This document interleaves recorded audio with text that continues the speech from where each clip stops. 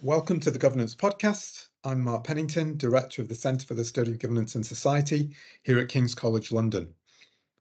One of the key issues in governance studies over the last 30 years has focused on the governance in transition economies, especially those countries that moved away from what are often described as being socialist or planned economies towards a more market-oriented environment.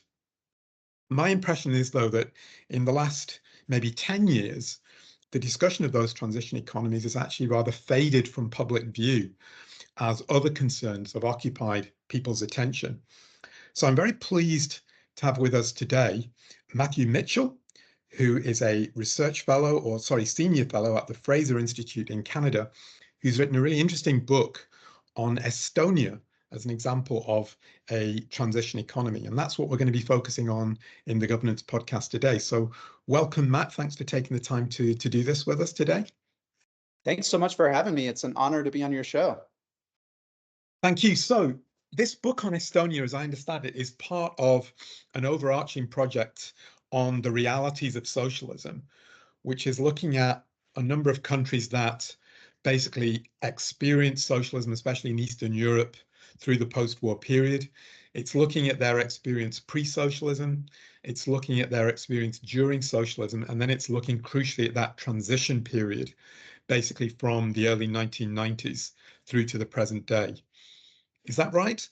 Yeah, that's right. And one part of the project, we focus on 5 different countries, but another part of the project is we conducted a poll of Americans, British, Australians, and Canadians, and asked them, what's your perception of socialism? What's your perception of the current system? What would you prefer?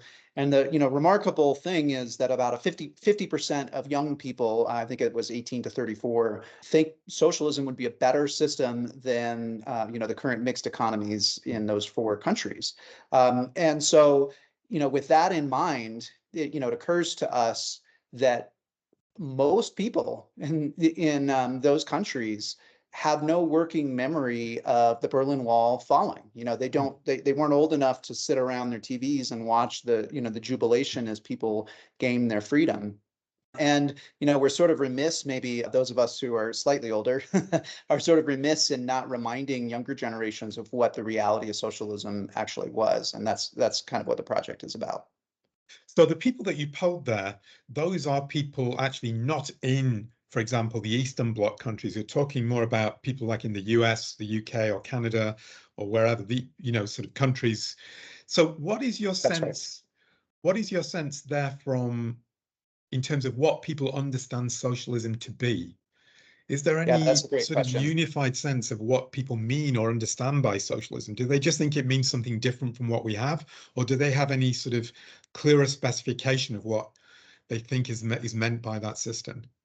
Yeah, that's a great question. So first of all, the evidence seems to be that people do not perceive socialism to be the classical traditional definition of socialism that the actual real life socialists once embraced. So, real life socialists, people like Marx and Lenin, they believed socialism was the state controlling the means of production. Right.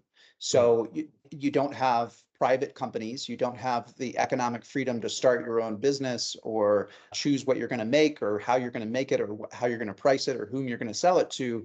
All of that is essentially planned. And so think of it as like, the country is one big business. And there are remnants of this idea, right? Michael Moore, I think I remember a few years ago, I think he was on David Letterman, talked about how, wouldn't it be great if we just voted and made our economy put it up for a vote and basically chose what to produce and how to produce it through the democratic process. Well, in that instance, he was describing actual genuine socialism. What it seems that many people perceive socialism to be when we talk to Americans, Australians, British, and Canadians, they are saying a larger role for the government. They are saying things like they would like a guaranteed income, more redistribution, that sort of thing. So to me, that's a bright spot. They aren't actually embracing the real socialism of, the mid 20th century.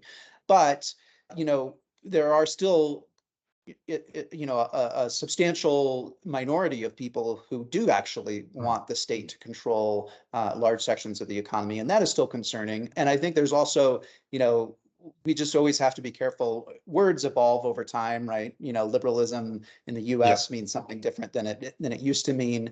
But the word socialism is evolving, and I worry that as people are talking about how we should build a socialist society, we're not all in agreement on what exactly that is. So I mean, it sounds like from what you're saying there is that most people actually mean something like an extensive welfare state. So this is one of the reasons why you get countries like Denmark or Sweden sometimes described in the US as socialist, even though they are actually That's deeply right. That's right. capitalist societies, but they have grafted onto them an extensive redistributive apparatus. Yeah, that's right. And I should add, we do actually have, I was less involved with these volumes, but we do have some volumes in the series on Sweden and Denmark for that very reason, is they're often perceived as socialist. One thing I would add about those models is not only are they, quite economically free in almost every dimension except for the size of government, even the size of government is a very different model than a lot of people, say, in North America believe. If you talk to a lot of North Americans, they're going to say, well, I like the Swedish model because it involves a lot of redistribution. In Hmm. some ways, it doesn't. They have Hmm. an extensive welfare state, but it's paid for by taxes that are levied on average Swedes. This is true Hmm. of Denmark as well. They have, some of their main sources of revenue are a VAT tax or a sales tax and a personal income tax that starts the personal income tax, the highest top marginal tax rate kicks in at a very low level, actually, in both of those countries. So it's average Swedes, average Danes that actually pay for their pretty generous welfare state. That's not a model that when you ask people in Britain or Canada or the United States, what sort of socialism would you want in terms of redistribution? None of them are saying tax me more. They're Hmm. almost always, a very popular model Hmm. is to tax very wealthy, which mathematically is actually difficult to provide that kind of a welfare state if you want to do that. Yeah, I mean that explains why, people are often surprised, in conversations I've had with people. I know that everyone knows that Sweden has, certainly compared to the United States and the UK, it has low income inequality. But what people often don't realize, it has actually very high wealth inequality.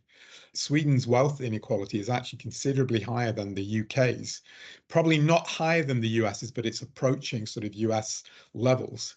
Mhm. So people often sort of attribute high welfare spending with reductions in inequality, but it really does depend on what inequality you're actually looking at. And That's if you true. actually do have a system which taxes the average citizen, that means those people basically don't build up savings, which is one of the reasons why in Sweden, arguably, they do have high wealth inequality, because it's only the super rich basically who have saved. Yeah, that's right. That's absolutely right. Okay, well let's go on to this book on Estonia, which I certainly learned a lot about. I mean, I had a sort of vague sense about some of the debates about the transition economies, but frankly, I knew next to nothing about Estonia when I started reading this book. So I wonder if we could start out by talking about the history of Estonia, actually before the socialist period. So how did Estonian economic development compare, say, to other parts of Eastern Europe and to Western Europe? Yeah, it's an interesting country. I think it flies under the radar. It's a relatively small country, 1 million people. And I think what you said is true of most people, including myself, before I started studying it. It's not necessarily a country that is many of us knew a lot about, but it's a fascinating country. So I like to describe it as an ancient people in a new country. And what I mean by that is the Estonians as a ethnic group are actually one of the oldest ethnic groups in Europe. But as a country, they really didn't form until relatively recently. Part of that is, we think of the idea of a country, especially folks like you and me, we think of these social movements as kind of a spontaneous order type thing. In some ways, actually, it wasn't. It was an entrepreneurial order where there were in the mid part of the 19th century, there were a group of Estonians, intellectuals, school teachers, musicians who really felt that, hey, we've got our own language, we've got our own cultural history, we've got these unique traditions. One of the oldest traditions in Estonia, and this becomes important later, is the singing tradition, where they'd gather and call often in the forest around campfires in the summer, and in call and response fashion sing these ancient songs about the history of the world and the history of their people. And so these groups, in what became known as the National Awakening, essentially said, let's start thinking of ourselves as a country.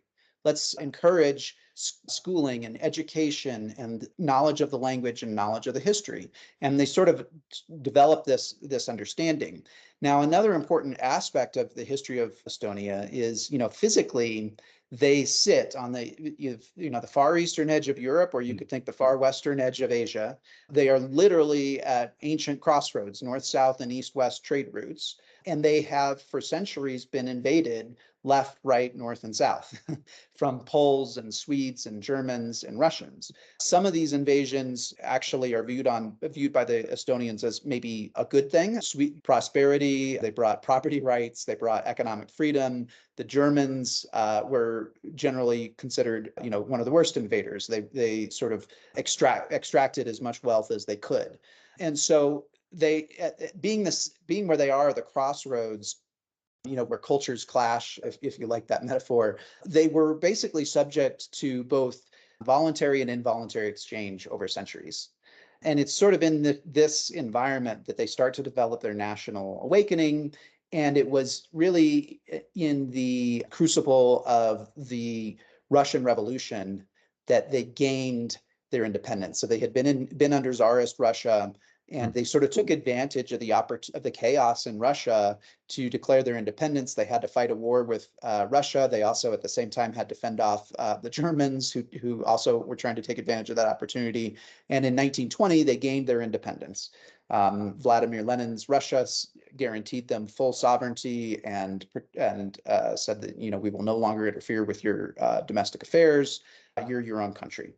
And so then they had 19 years of independence from 1920 to 1939. And it's a mixed bag during this period. I would say they are relatively prosperous. Per capita was growing. They had started to develop trade ties with the West, especially Britain. They had started to develop a reputation for entrepreneurship. At the same time, there was a little bit of a creeping authoritarianism. It's kind of a strange word, but the history books, strange phrase, they use the phrase mild authoritarianism. So there was, the president was Konstantin Pats, and at the time he was basically trying to ward off maybe more nationalist elements, and he sort of consolidated power, and in a way that was not as democratic, I think, as a lot of us would like. And so, it's not all sunshine and roses, but they were relatively prosperous during this time period. And I would also say, Pats he talked favorably of Mussolini and others, but we should also remember that, President Roosevelt during this time period was also speaking favorably of Mussolini. So it's kind of a dark period, maybe for the whole world in terms of creeping authoritarianism. So they weren't all that outside of the norm. So I guess that's a useful context to think about sort of what happened. So they were independent for, you say, 19 years. So really, how did the loss of independence take place? Was the first aspect of that sort of Nazi annexation, and then what the Soviets did? What happened there? Yeah, it's kind of a confusing history. It's actually Soviet annexation, then Nazi, then back to Soviet. Okay. Yeah, so it starts, the important date, red letter date, and this becomes important later for their independence, is August 23rd, 1939. So on that date, Herr von Ribbentrop, the German foreign minister, lands in Moscow. He is greeted by 6 giant swastikas that the Soviets had just repurposed from an anti-Nazi film studio that now they are using to welcome their new allies. Ribbentrop is whisked over to the Kremlin, where he meets with Stalin himself and his Soviet counterpart, Molotov. Molotov, by the way, got the job. He was about, I think, 6 to 9 months new on the job. He got the job because Stalin had fired the previous Soviet foreign minister for being Jewish as a conciliatory measure towards his new ally, Hitler. Ironically, Molotov himself would later lose his job because his wife was Jewish and Stalin himself was quite anti-Semitic. Okay, so anyway, they signed the agreements of the Molotov-Ribbentrop Pact, also known as the Soviet-Nazi Pact. Afterwards, Stalin toasts to Hitler's health. Stalin was kind of a teetotaler, but he managed to drink for this occasion. And publicly, this agreement is a non-aggression agreement. But what's key is it contains secret protocols that were denied by the Soviet Union for the next 5 decades, well into the Gorbachev era. And these secret, but they were the worst kept secret of the Cold War because those in the Baltic states knew about them within weeks. But the secret protocols basically agree to divvy up Europe. Germany gets Western Europe and the Soviet Union gets Eastern Europe with a line drawn down through the middle of Poland. So this is August of 1939. By September 1939, the Nazis had invaded Poland from the west. The Soviets had invaded from the east. They met. They had a joint Nazi-Soviet parade in Brest-Litovsk. And then they moved to the Baltic states. So the next move was for the Soviet Union to position 160,000 troops on the border of Estonia. On the other side of the border, Estonia had 16,000 troops. So it's 1-to-10 ratio. Yeah. And then they start flying sorties over the largest towns in Estonia, Tallinn, and they start saying, you know, we'd like you to become our friends, our allies. And so they sort of become compelled to become their allies. They asked to station 25,000 troops in Estonia. And then and also Latvia and Lithuania, the other Baltic states. And then within months, the Soviets accused the Balts of plotting against them. And so without any evidence. An interesting thing, by the way, is that the Estonians historically, because of that history with the extractive Germans, their historic enemy was the Germans. They had more to fear from the Germans than the Soviets. But within that first year of occupation by the Soviets, they managed to turn the people around. It was a very brutal occupation. So, you know, long story short, basically, they then say, hey, you're plotting against us. You need to hold elections and form pro-Soviet cabinets. So these were remarkable elections. They were no secret ballots. They're public. One case, the election results were announced before the election had taken place. In another case, there was 120% turnout. So, you know, pretty remarkable elections. And lo and behold, Estonia chooses, in quotes, to join the Soviet Union. So they are annexed to the Soviet Union essentially by force. The vote to join in the parliament, there were armed Red Army soldiers in the parliament when the Estonians cast that vote. So for the next 5 decades, the Estonians view this annexation as illegal. Western powers, Great Britain and the US and Canada, never actually recognize this as a legal annexation. It is not, it's considered an illegal annexation. So that's how they come to be. You know, your listeners will know, of course, that Hitler, you know, Stalin's greatest blunder is sometimes considered to have been to trust Hitler. Hitler's greatest blunder was considered to have then turned his back on his erstwhile ally, Stalin. He invades Russia. The Germans then sweep through, are in control of Estonia for 2 years, and then later the Soviets sweep back through. And so it's this ping pong, and you know, you have real stories of people who are forced to host a German soldier in their house 1 week and then a Soviet soldier the next week. You know, neither occupation really spared the Estonian people. It was a lot of misery all around. Well, I was going to ask that. So what were the scale of losses of life during that period in Estonia? I mean, during the wartime period It's extraordinary. I believe the number is about a quarter of the population was lost either to death or they escaped. So you can see this in a number of ways. So one thing that happened was, of course, the Germans murdered as many Jews as they could. Many of the Jews escaped Estonia to the east. They perceived Russia to be safer. Over the long run, that wasn't necessarily true for them because there was an anti-Jewish purge in the Soviet Union as well. But then they also brought in thousands of Jews from Western Europe and exterminated them on Estonian soil. And there are, some bright spots, Estonian heroes who hid Jews in their basements and, tried to protect them. One of the things that the Soviets did is, as soon as the Red Army comes in, right with them is the predecessor to the KGB, what's called the NKVD. And they begin interviewing every Estonian over the age of 12. And they begin identifying, anybody that they think could be an enemy of the people. Now, what's an enemy of the people? Of course, if you're rich or you are an entrepreneur, that's an enemy of the people. But also, if you have such cosmopolitan pursuits as, stamp collecting, or you speak Esperanto, that's considered cosmopolitan and you're not likely to be a good socialist. So they ended up deporting about 10,000 people, rounding them up and putting them, this is in the first occupation, rounding them up and putting them on cattle cars, shipping them to what the Soviet press called the Happier East, where they joined about 17% of the Soviet labor force was slave labor. So this is key. You hear about these people in the Gulag and in the camps. They were actually helping to build the Soviet dream, the socialist dream of a more prosperous society, and it was run on slave labor. And they also had this kind of idea that, we'll talk about this later, but one of the problems with socialism, of course, is you have no way to know how exactly, there's a knowledge problem. You don't exactly know what to make or how to make it. So they had sort of ridiculous ideas like, well, let's just reward people from making a certain, number of tonnage of steel or using a certain tonnage of steel. So they're very focused on inputs. Well, that same kind of weight count approach was also used in the slave labor.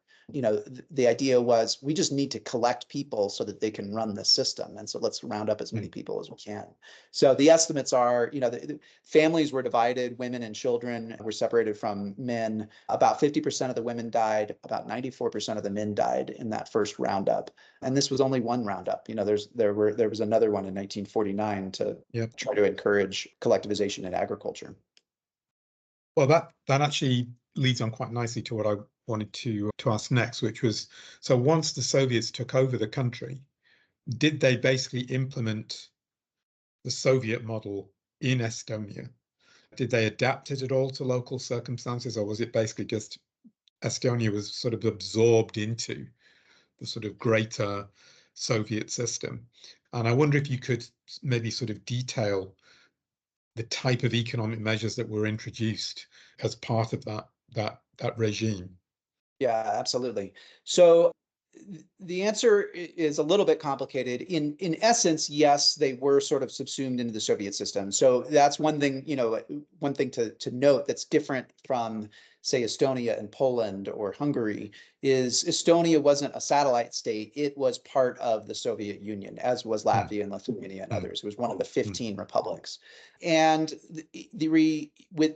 within these republics, to kind of paraphrase Orwell, the Soviets viewed them as equals, but there was one that was more equal than the others, and that was the Russian Republic. The Soviets believed that Russia had a superior system.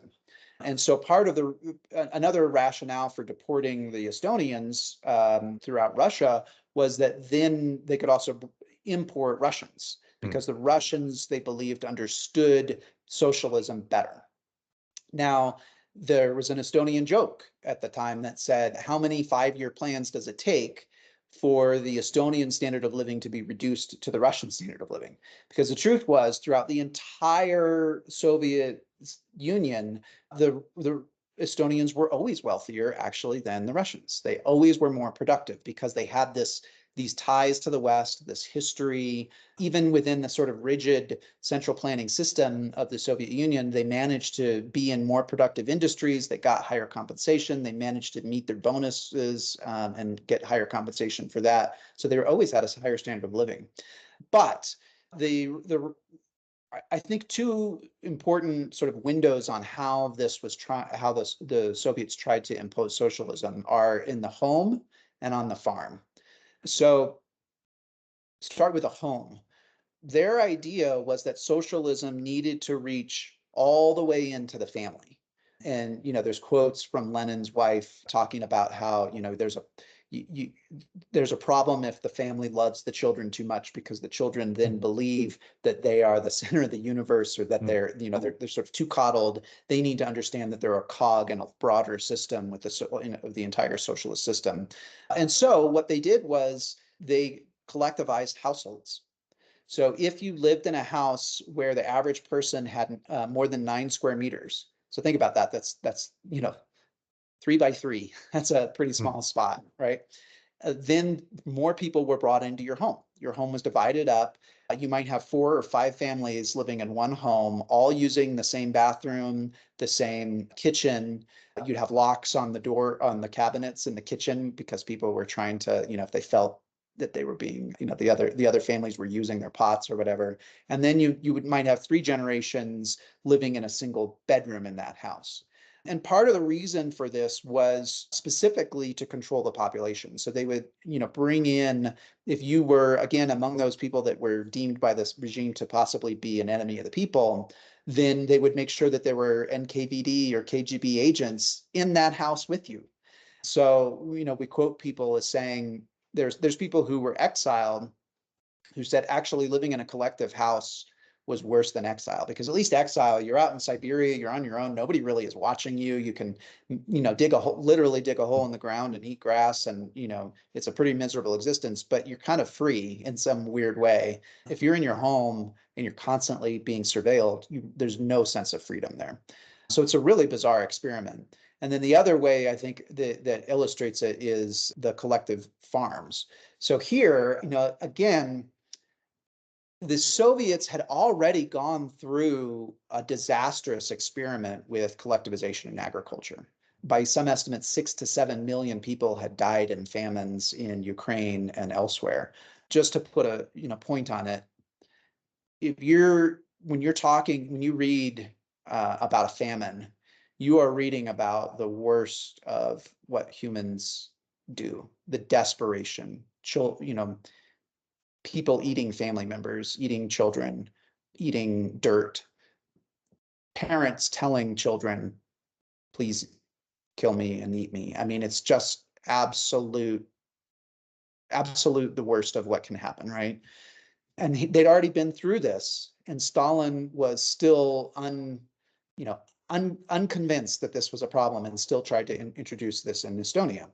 So they tried to get farmers to join collective farms, where you might have 300 farmers all joining together, and we're all going to share our resources. And the Estonians didn't want to do it. So they then started a second round of deportations, this one in the countryside. So in one night, March 23rd, 1949, some 50 to 60,000 farmers are rounded up, about 14% of the farm population. They're put on American-made Studebaker trucks and sent east.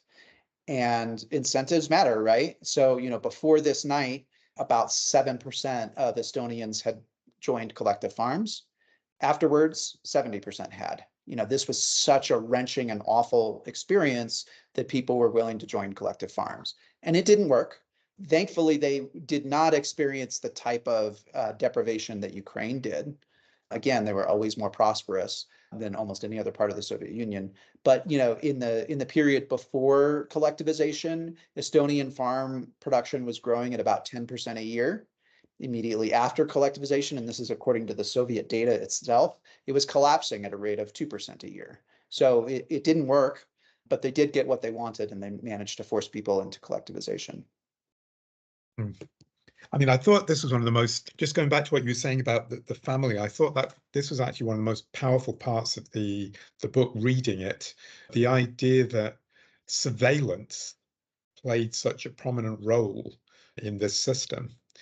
So I guess there's always that joke about hell as other people, but this really is a situation where, it's not actually just that you have people living with you in that sense. They're there almost to be watching what you're doing. And it's really quite a compelling discussion you have there about that. And I think it illustrates the idea that economic freedom and personal freedom are deeply intertwined. If you believe that you can control the means of production in an economy, you then have to control people. So, in a very real sense, if you want to take over the banks, which they did as soon as they took over, then you might have to shoot resistant bank owners, which they did. Mm. If you want to take over property, people are typically going to resist. Even Stalin himself said this. People are people, he said, and they probably want their property. So we're going to have to use force to take it from them. So what was left of the private economy through this period? Was there any sort of private enterprise left? Sort of was all of industry basically taken over by the state, or were there sort of islands of private enterprise left in operation in Estonia? There were some islands, and part of this is due to the fact that the Soviets themselves had to let that happen. So they have this weird idea towards blat. So blat was the Russian word for corruption. On the one hand, so what do they consider corruption? Corruption is like selling stuff on the black market. So on the one hand, of course, this is anti-socialist, and this is something that is, a terrible offense. On the other hand, your factory is not going to meet the plan unless there is blat. It's the only way to attract, unless you look the other way and allow the top socialist managers to sell products on the black market, you're not going to be able to attract them. It was a way to essentially allow their wages to be above the plan dictated wage. It was the only way for them to obtain some of the resources that they needed in order to make stuff. So one way to think about it, your listeners are obviously, quite familiar, I'm sure, with the knowledge problem and the Austrian perspective on this, that if you're unguided by market determined prices and people exchanging things, private property rights in an open market, then you're going to have the wrong prices. And if you have the wrong prices, if prices are too low, you could have shortages. If they're too high, you could have surpluses. The interesting thing is there was a systematic bias throughout the Soviet Union. They weren't just randomly low or high, they were typically low, too low. This is especially for consumer goods. And there's a reason why prices tended to be too low. And that's because the managers of these state enterprises learned that if the prices were too low, then there would be a shortage, and then they could purposely withhold goods and sell them on the black market for a higher price. And they could essentially find a way to personally profit from the way they're running their business, rather than have to share the profits with the state. So it was, as a result, meat, soap, rubber, ceramics, you name it, all of these things were systematically in short supply throughout the system. And part of this is because the system just couldn't work without the planners looking the other way and permitting a little bit of blat and permitting some black markets. Well, yeah, I mean, there's I don't know whether you're familiar with it, but there's a book from the early 1970s by Paul Craig Roberts called Alienation in the Soviet Economy. It's largely been forgotten now, but it shouldn't be, because his analysis is basically that what were described as planned economies, in a sense, were not, because total central control simply cannot work anywhere. So what you had to have were basically selective tolerance of market mechanisms operating in what looks like a state-controlled apparatus, because you simply cannot control an apparatus of that scale from the center. So you had the planners basically tolerating black markets, because without those black markets, the system would have collapsed. There simply wouldn't have been any goods available for people to consume. So you had this strange situation where on the one hand, they were tolerating black markets, but at the same time, there was official rhetoric that the system was being let down by speculators or traitors to the system, this sort of thing. So people were sort of forced to live a lie on multiple levels. That's right. And yeah, that was another use for blot is you can, if a factory is turning out shoddy products, or if they're not meeting the plan, you can just say, well, this is a Western plot. It's people that are sabotaging the system. So there was a use for it, and economic crimes were a common crime that you could accuse people of, and then they join the 17% of the labor force that's slave labor. So there was a certain use for it. And then I think the other thing that's important to understand is that there's a change in strategy over the years. So, the Stalinist years were very much about trying to rise at all costs, breakneck industrialization. And one strategy there was to specifically throttle consumption in order to channel more of the economy's resources into investment. And they did manage to invest 3 times as much as Westerners did. It just was invested in crappy products. So there was that strategy. By the 70s, now think of the Khrushchev era, think of Brezhnev, think of this is post the Khrushchev and Nixon kitchen debates where they're sort of debating which system can outproduce the other. They then kind of switched strategies and tried to pump up consumer goods and really channel a lot. They were more interested in consumer goods, I think in part because, though they tried to stop Western radio and TV, the message was still getting in. And so they felt compelled that they needed to try to help boost some consumption.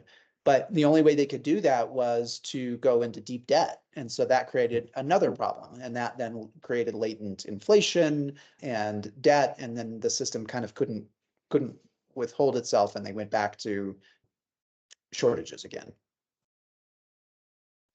So let's move things forward. So you're saying that throughout the whole of this period, actually, through the Stalin period, through the sort of Khrushchev era, all through, really because of this historical legacy, within Estonia, the performance, although it was badly affected by the Soviet regime, was still better than other parts of the system. So it performed better than Russia or other parts of the regime. How did the Perestroika era play out in Estonia, and were there any differences there with the rest of the country, given that there was more of this sort of history of having a sort of previously autonomous period where there was more private enterprise or what have you? Yeah. One thing, by the way, I should note is Estonia performed better also because the Soviets did actually permit them greater freedom. They sort of viewed Estonia as a shop window for the West. It was where Westerners might encounter the Soviet Union first, and so they wanted to try. They permitted them greater economic freedom. They permitted them greater social freedom too. They were allowed to read books that were not available in Russia. Okay, so Perestroika had almost no impact, not only on Estonia, but on really the rest of the Soviet Union, because Gorbachev had no intention of actually reforming the system. However, so Perestroika is reform. Glasnost is openness. Glasnost did have an effect. So this is where it's important to contrast the experience of the satellite states with those that had actually been subsumed in the Soviet Union. So in the satellite states like Poland, they started protesting in 1981. This has a lot to do with the Catholic Church choosing a Polish bishop as the new pope, and him visiting Pope John Paul II then visits Poland and tells them, be not afraid and have solidarity. Then a labor movement known as Solidarity forms. They really start protests. And what a big thing that happens, the Soviets crack down in Poland, but a big thing that happens is Gorbachev renounces the Brezhnev doctrine, which is a formal doctrine that says if you're one of the satellite states and you depart from socialism, we'll invade you, which had been carried out in Czechoslovakia in 1968 and also in Hungary in 1954, I believe, and also in East Germany. So that allowed the satellite states to really start to gain independence. The Baltics are looking at all this. They're looking at Gorbachev win the Nobel Peace Prize, and yet he's still sending troops into the Baltic states and firing on and killing 14 people, I believe, in Latvia. So they're looking at all this and saying, when's it our turn? What's going to happen? And the way that they make it their turn is not through perestroika, but through glasnost, through openness. And the way they start doing that is I think two important things is one, they start openly talking and they start openly singing. So the talk begins around, I mentioned the red letter date of, August 23rd. In 1987, August 23rd, in a park in Tallinn, they start openly talking about the Molotov-Ribbentrop Pact. It was a pretty bold move. One that was, by the way, kind of laid earlier in that spring when they started openly challenging the Soviets on their environmental record. The Soviets had a terrible record on the environment. All over Estonia, there's giant piles of phosphate that are choking the water system, that are spreading sometimes radioactive material into the water. And the Soviets had a plan to do more phosphate mining, which, by the way, if left to the open market, to the free market, to the profit motive, they would have never done, because the Estonian phosphate is not very rich. It's not very worth, it's not worth the squeeze, right? The juice is not worth the squeeze. But they weren't guided by the profit motive. Instead, they were guided by the central planning motive. And so they wanted to go forward. So anyway, they start protesting, and it actually works. Then they start protesting around the Molotov-Ribbentrop Pact. And to their surprise, this under glasnost, Gorbachev kind of lets them get away with it. Then they gather together in a spontaneous gathering at the singing grounds and they start singing. And they start singing, instead of love songs to Stalin and Hitler, or Stalin and Lenin, which the Soviets had required them to sing, they now start singing their traditional Estonian songs in the Estonian tongue. And they're singing about, the Russian ruble crushing them. And, they're openly in protest in song.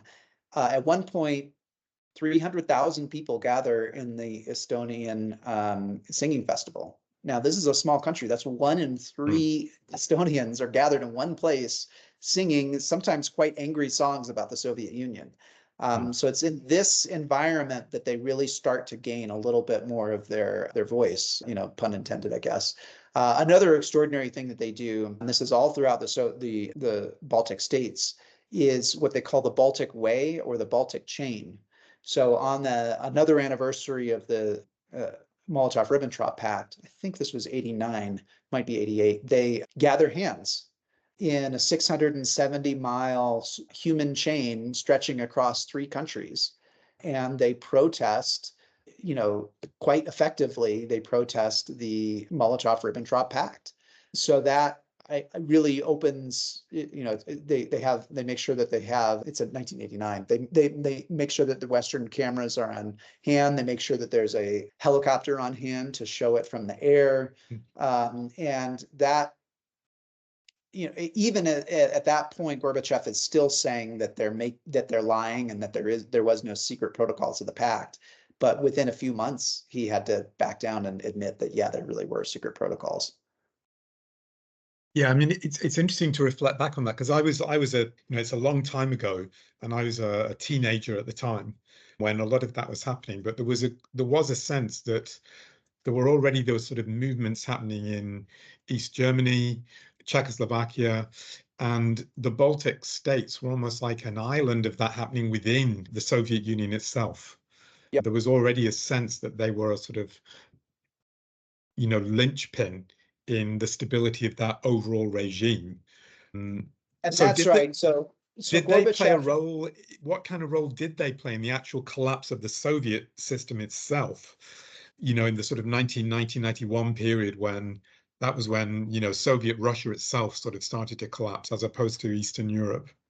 That's right. That's right. So that was, as I was sort of alluding to earlier, while he was willing to let Poland go and Hungary go, this was the one thing he couldn't allow to happen, because it would mean the disintegration of the Soviet Union. So Gorbachev was really quite opposed to that. So he did some things. He appointed his grade school friend, Väinö Valjas, to be the head of Estonia. And Gorbachev summoned the Estonians to Moscow, and he said, listen, you can't raise your voices too much. You know, do you understand me? And he says, you can, I'm willing to talk, but only the conversation has to take place within the confines of socialism. You are going to remain part of the Soviet Union. You're going to remain socialist.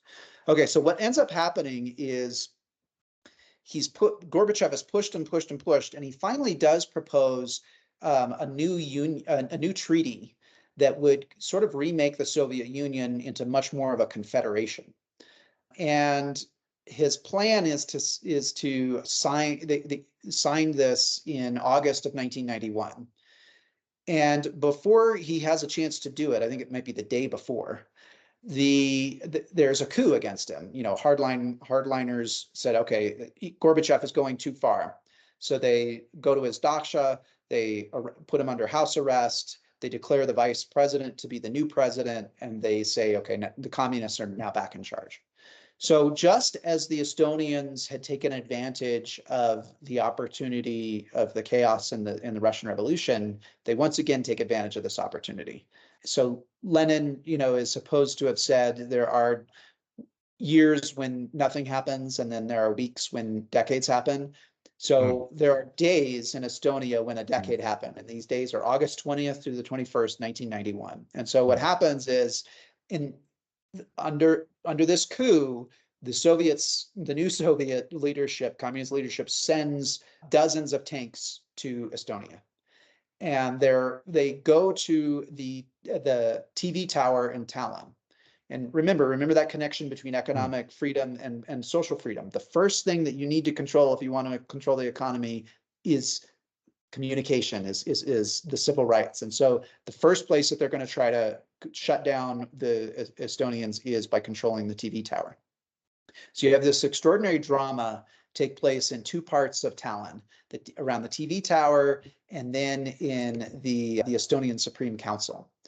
And in the TV tower, you have four people that are up in the top of the tower. And I think one of them is a security guard. The other two are like technicians. And they get on the TV, they use the TV signal and say, Estonians, come help us. There's a dozen tanks that are coming our way. Hundreds of Estonians just show up with trucks, with cars, with just themselves, and they surround the tower to protect the people inside. And the Red Army arrives, and they start pushing in and pushing in and pushing in. They get to the 23rd story of the tower. They're ready to break down the tower. The technician on the inside pulls out what he calls his trump card, and he says, if you break down the door, I'm going to pull the tower's fire suppression system, and it will flood the whole tower with this fire suppressant, and it will kill everybody inside. Which, by the way, interesting technology, that Soviet technology, that the fire suppression system would kill everybody. But the Soviets kind of are like, okay, let's talk about this. So that buys them another like 10 hours to think about it. Meanwhile, across town in the Supreme Council, you've got all these different factions in the resistance movement. You know, people who want to are more ready to have a sudden and solid break. Other people who want a more gradual break. The biggest real debate at this point is: do we say that we're revolting, or do we just say that, look, this was never even a legitimate? We were never even a part of the Soviet Union. This whole 5 decades was illegal. And they negotiate, and they get a unanimous vote. All factions come together to declare Estonian independence. So Estonia is the first republic to gain independence, to answer your question. They actually declared independence before Russia did. That Väinö Valjas, the Gorbachev's childhood chum, he actually votes for independence, you know, at great risk to himself. Then, meanwhile, the coup falls apart. You know, famously, Yeltsin stands on top of the tank and denounces the coup. The coup falls apart, and the Red Army turns around and they take their tanks out of Tallinn, and the people are able to come down from the tower. So just, you know, an extraordinary couple days.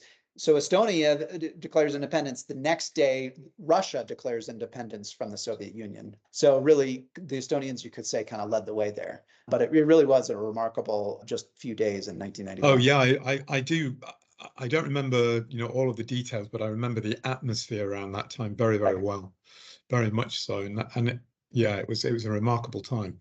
So I wonder if we could just close out by reflecting on what has happened, obviously, in the 30 odd years really since those momentous events. And if you look at Estonia's economic performance, I mean, in many ways, it looks to have been a great success. Yep. Um, there's been quite spectacular economic growth. There's sort of democratic stability. All of those sorts of indicators seem to be in place. I Yep. wonder whether you could say a little bit about how well it has done, but also reflect on what the Estonian experience tells us about this whole process of transition. Because as people will be aware, there's this whole debate about when you are having a sort of transition from that kind of top-down economic control to something that's more market oriented. Do you do it incrementally, or do you have Yep. a kind of shock therapy approach? Yep. And there's lots of debates about, shock therapy. Some people say is what happened in the Russian case, and it didn't work out very well. How does the Estonian experience compare to that? And are there any sort of lessons that you think we can learn from the kind of transition that took place in Estonia? Yeah. Okay. So, one thing to maybe start with is with what's called a Washington consensus. And it's called a consensus for a reason. There really wasn't a lot of intellectual debate or political debate at the time about what needed to be done. Almost everybody Mm. agreed, yes, we got to move to a market-oriented economy, Yeah. reduce government spending, privatize, reduce taxes, make for a broader tax base, open up to free trade, all of that.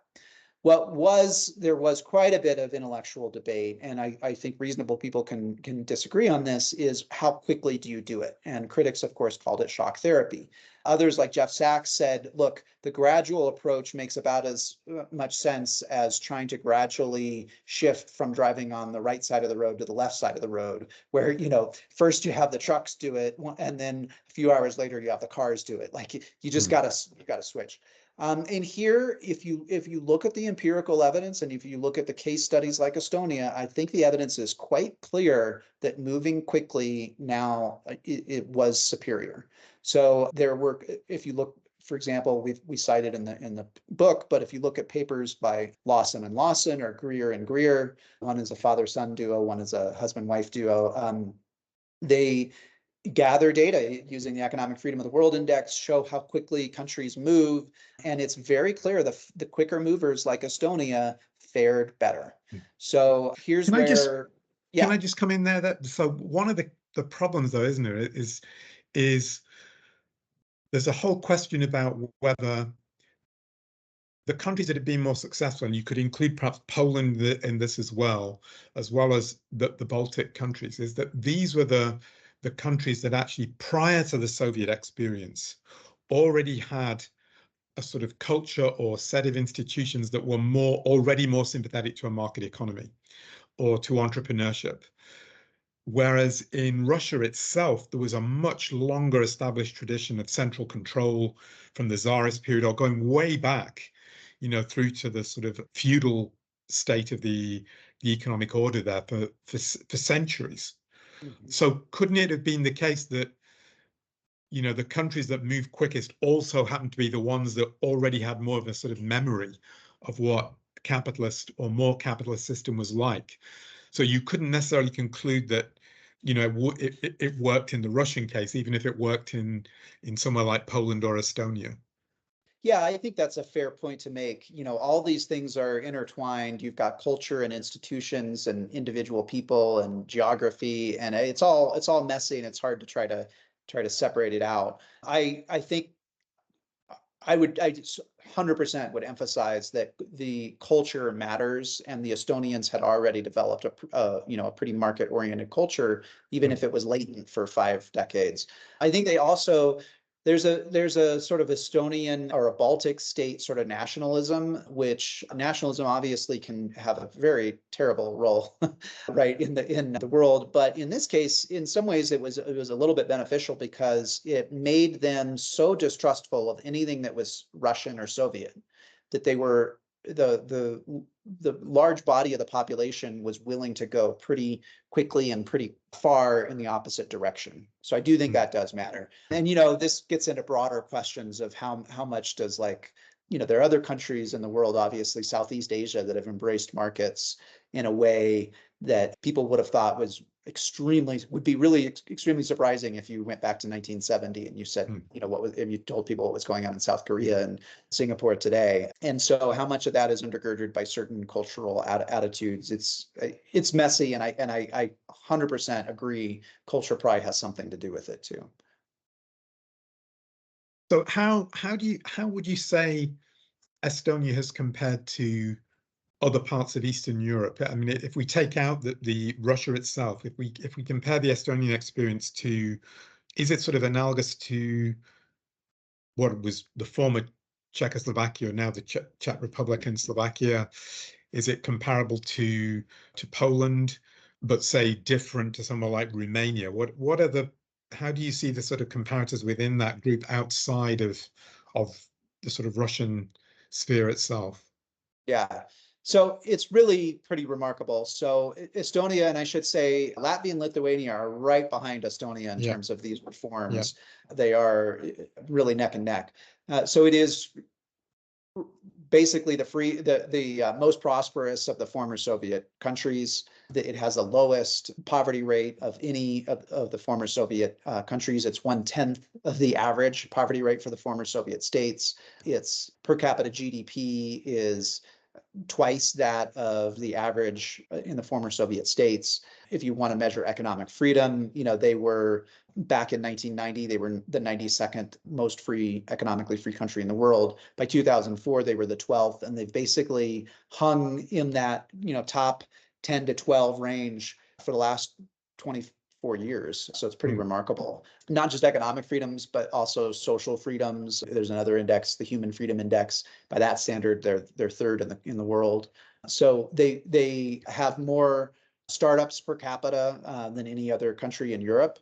They have more unicorns, so startups valued at $1 billion or more, than any other country in Europe. They have, Skype is a household name, is a Estonian company. They've really built themselves especially they've embraced technology. They were the world's first e-government, where you could vote, start a business, register property, et cetera, all online.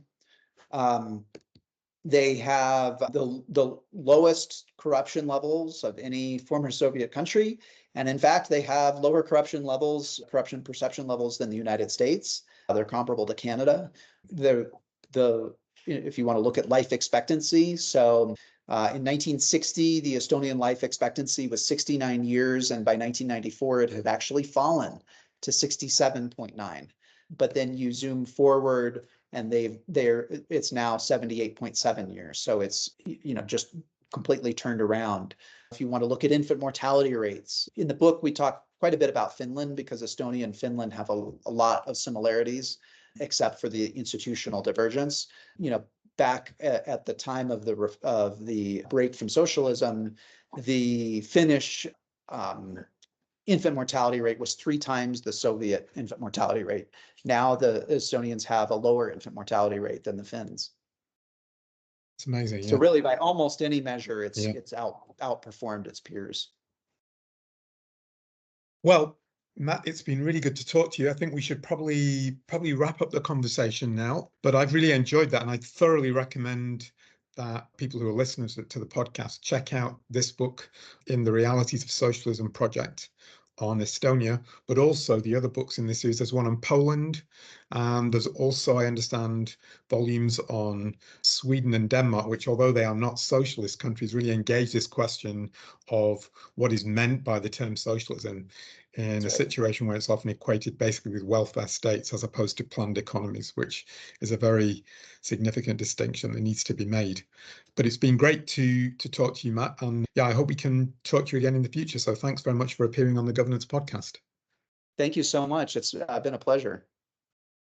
Thank you.